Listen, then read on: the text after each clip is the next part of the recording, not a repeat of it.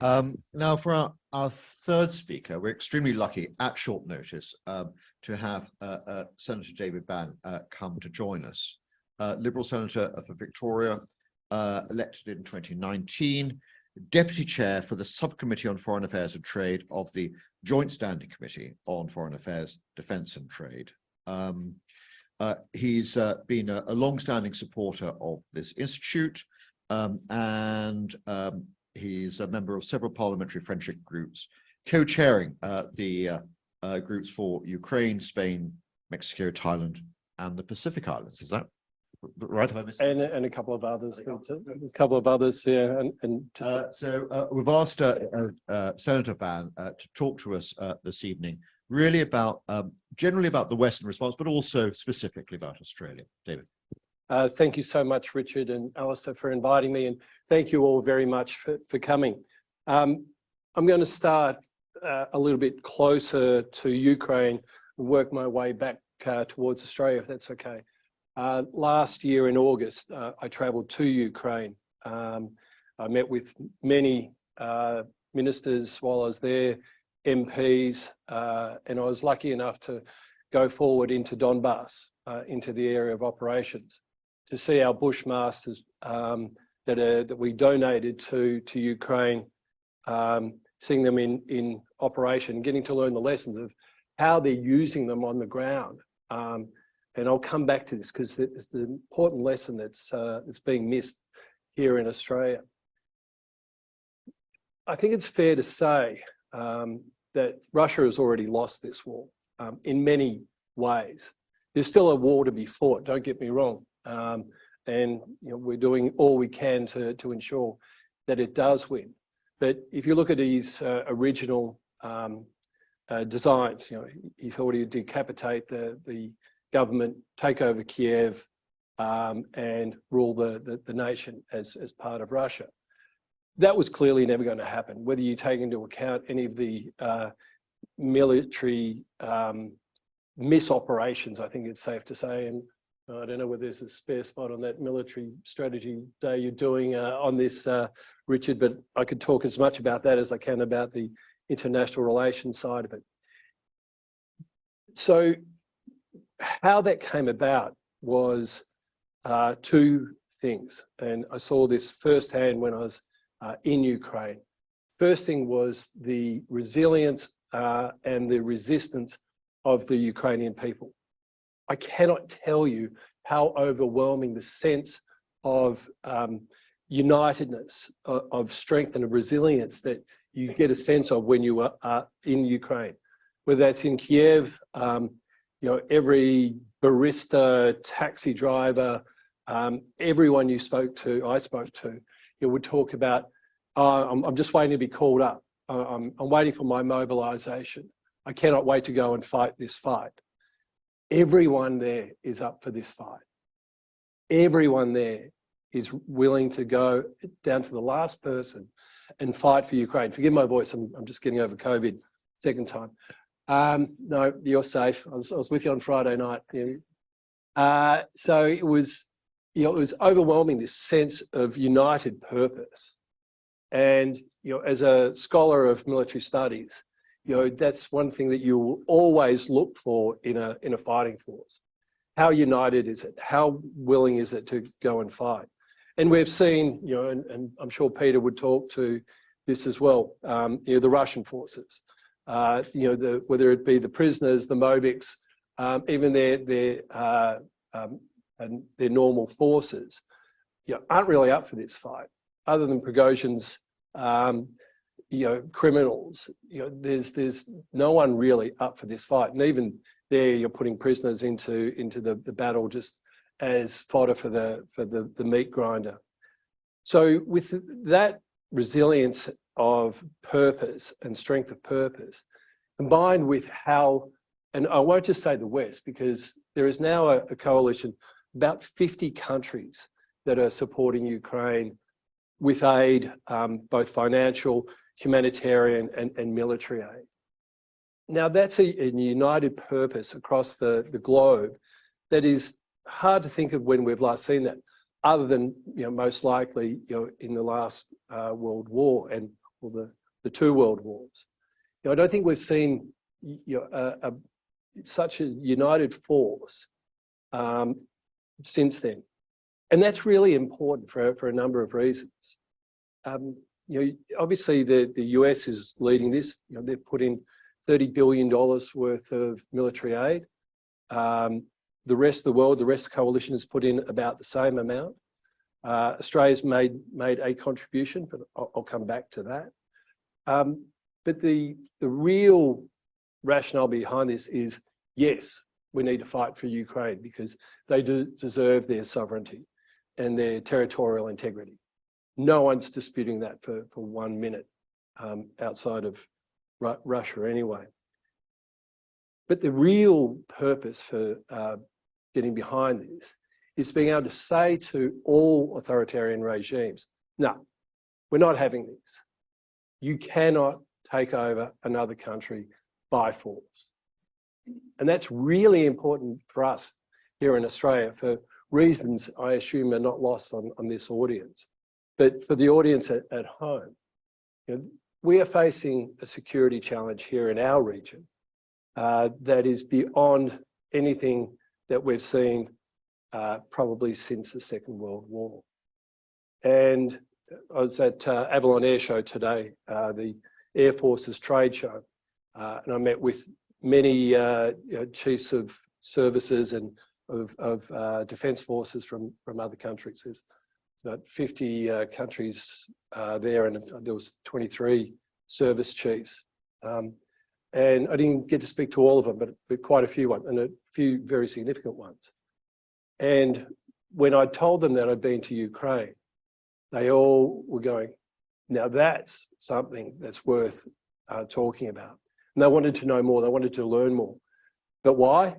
Because they want to reinforce back to their home countries the importance of this fight for what it says to other authoritarian regimes, particularly here in the Indo-Pacific.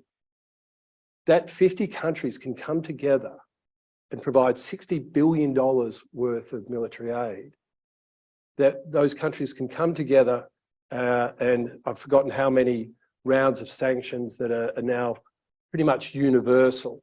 And the damage that that's slowly doing to the Russian economy. And I think you're going to see more and more damage happen over this year if the war continues.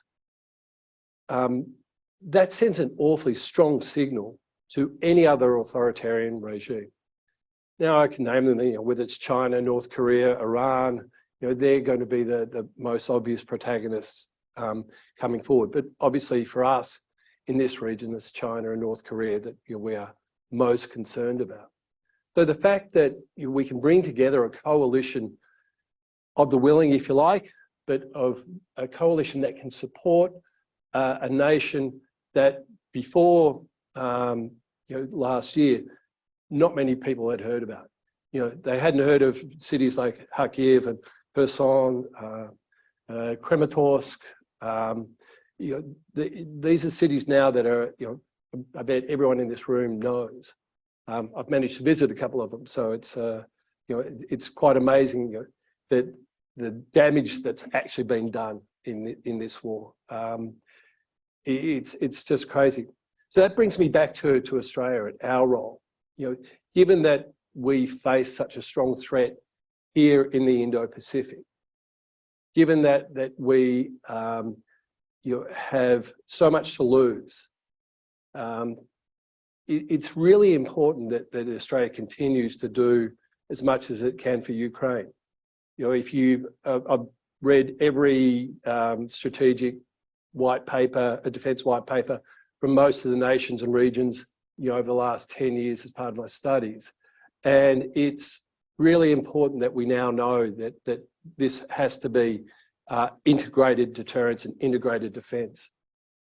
In Senate estimates last week, or week before now, sorry, I established when I was questioning the Secretary for Defence that we've not sent all the Bushmasters that we promised. My guess is we've sent about half of them. Now, we can't say as a nation, stand that we're doing the most we can and best we can when we haven't even sent what we promised, let alone doing anything more. I thought the 33 million last Friday, while welcome, it was really a drop in the ocean. The government has said that we've provided $475 million of military aid. I don't think we have. I think we need to do better because it's important for us as a nation in this region. Thank you, Richard. An important message. You talked about authoritarianism, and it was noticeable that early in the war, it was the United States in particular framed this war as a battle between authoritarianism and liberal democracy, a war of ideology, so to speak. But more recently, the White House and State Department have noticeably rode back from that position, and now just talking about this as being more an old-fashioned war for territorial conquest and power, largely apparently because the concepts of liberal democracy don't resonate with much of the developing world. And I was just wondering what your view is. Is this war at root an ideological struggle? And should we be proud to be standard bearers of liberal democracy? Or should we be more pragmatic? Well, I'm a very proud defender of liberal democracies and always will be. I think they've walked back some of that language, not because it doesn't resonate, but because it's not about whether Russia is socialist or China's socialist or that, because that tends to put nation against nation, people against people. Yeah, I think the language that you're seeing now, whether it's out of the Pentagon or State Department, is about that observance of international law, of territorial integrity, going back to the UN Charter even, and going back to first principles about, one nation cannot invade another nation. I think that's the language we're seeing now, and one that we should all be continuing to progress, because that's what we're trying to defend against. It's not just liberal democracies, because let's look at some of the coalition of those 50. They're not all liberal democracies, but they all are standing up, for international law. Thank you very much. Really interesting session. So we're going to throw it open to the audience. And I've got somebody standing right in front of me who would like to ask a question. Zara. Thank you. Zara Kimpton, National Vice President of this organization. It's all very well you're talking about the 50 countries that are supporting Ukraine, but I don't think there's enough been said about all the countries that aren't supporting. The global south is not supporting Ukraine. And at the moment, we've just seen in South Africa this naval operation between China, Russia, and South Africa. We know that most of ASEAN have not, they've abstained or something. So, and as far as sanctions goes, that is not working particularly well. So, right, we're converted, but a lot of the world is not. And just a very other sub-question is Crimea. I have read that because so many of the Ukrainians have left, that if there was a vote, if that's what they said, that they would have a plebiscite, that actually the people left would probably vote to stay with Russia. You've just sneaked in two questions, sorry. So the first one is for you, David, and Stefan. If you could answer the second one. David first. I'd happily take that. The fact that there are 50 countries that there are countries that aren't supporting shouldn't take away from the fact that there is this coalition, because we're showing it's a very powerful coalition. And we're also seeing, we have to give some countries some space to be able to turn around. Countries like India, I think, we're seeing, a slow turnaround of their position. Now, it might not be at the pace we want, but, we have to look at, they've got a long history of defence ties, etc., which you cannot just undo overnight. So I think we need to be patient with some countries. Some, I think, outrightly we should condemn because they're just outwardly backing that. So abstentions I'm less worried about than votes for, if that's the right way to look at it. But I think we need to give some countries some room to be able to come around to a new way of thinking, and we're seeing that. Thank you. Rowan Callett, please. As the war seems to be bogging down, is it morphing into a proxy war between the United States and China. China is clearly the world's leading authoritarian power. Putin is a kind of sidekick to Xi Jinping. We've heard last week, we saw the Chinese program for the war really replicating what Russia wants.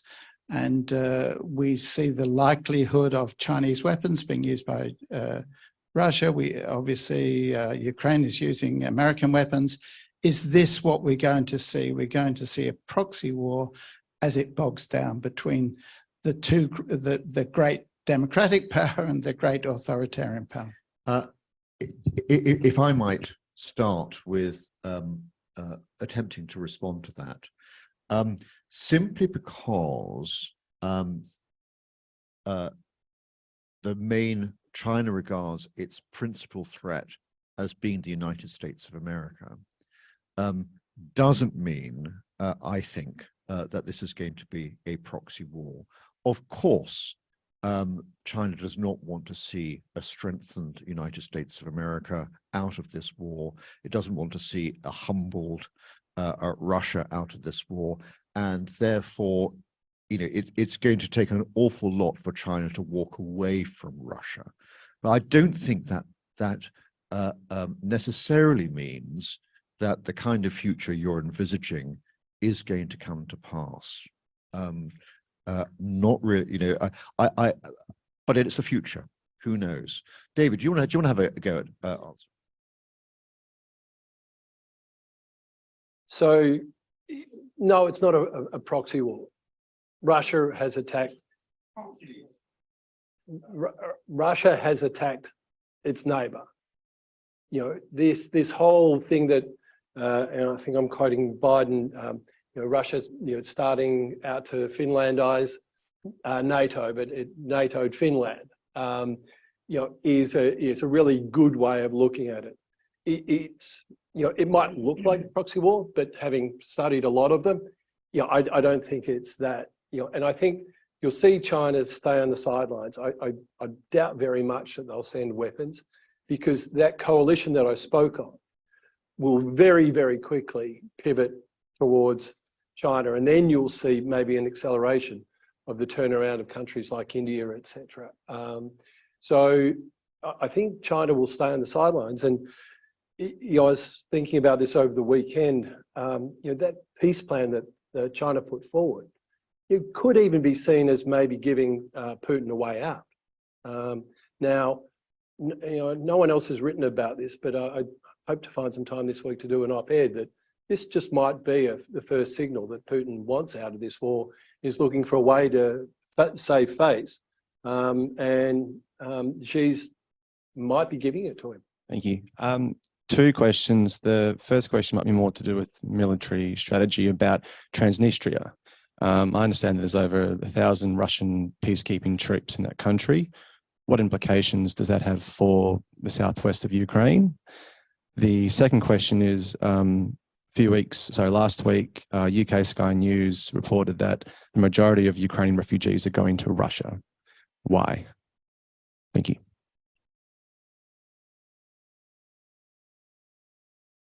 I've got figures to hand, but as I understand it, something like 1.6 million refugees have gone to Russia. Something like 5.4 million have gone to Western Europe. Well, largely Poland and Germany, of course. So, was it why?